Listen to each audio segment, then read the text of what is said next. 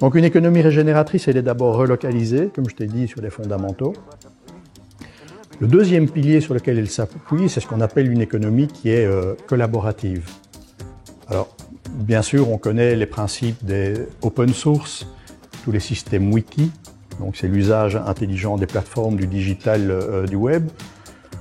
On connaît les systèmes de crowdfunding aujourd'hui, hein, les peer-to-peers. Ce qu'on connaît moins, c'est les systèmes de crowdsourcing, mais qui sont en train de se développer de façon extraordinaire. Après, on rentre bien sûr dans les systèmes de la sharing economy. Hein, et on voit de plus en plus l'économie de partage.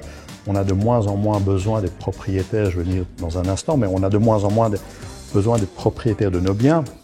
On voit les systèmes comme Cambio, Vilo et autres, on rentre dans l'économie de partage. Alors il y a le concept bien sûr de Uber ou de Airbnb qui pose problème, ou en tout cas qui fait débat. C'est un peu particulier, c'est que de mon point de vue, ils utilisent les plateformes qui permettent l'économie collaborative, sauf qu'il n'y a pas création de valeur partagée, parce que la valeur financière, elle est captée par une société à Palo Alto. Je vais te donner un exemple d'une société Uber qui pour moi est plus aboutie en termes d'économie collaborative. C'est le principe Uber qui est utilisé à Séoul. Donc, les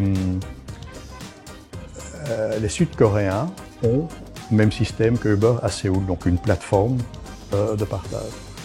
Sauf que cette plateforme est détenue par une économie mixte faite de citoyens, d'entreprises locales, de pouvoirs publics, et donc sous forme de coopérative ou autre. Elle rend le même service.